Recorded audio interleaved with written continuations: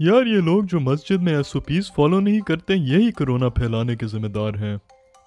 چلو یار کرکٹ کھیلنے چلتے ہیں. یار یہ لوگ گھر بیٹھ کے کھانا نہیں کھا سکتے ہیں. یہ ڈھابے اور ریسٹورانٹس کرونا کے ہاٹ سپاٹس ہیں. چلو استاد جی. یہ لوگوں نے سفر کرنا کیوں شروع کر دیا؟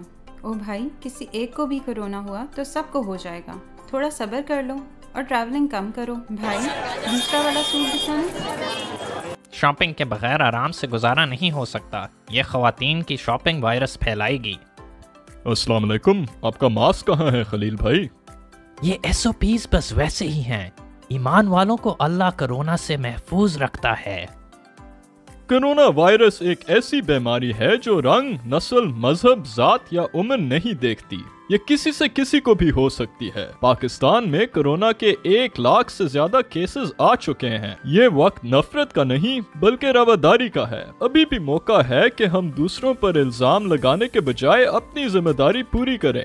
دوسروں پہ انگلیاں بہت اٹھا لی. اب آئیں مل کر اس وائرس کو ہراتے ہیں. ماسک پہنیں، کرونا سے خود کو بچائیں، اپنے لیے اور اپنے پیاروں کے لیے. اگر آپ کو ہمارا پیغام اچھا لگا تو برائے مہربانی اس ویڈیو کو شیئر کیجیے.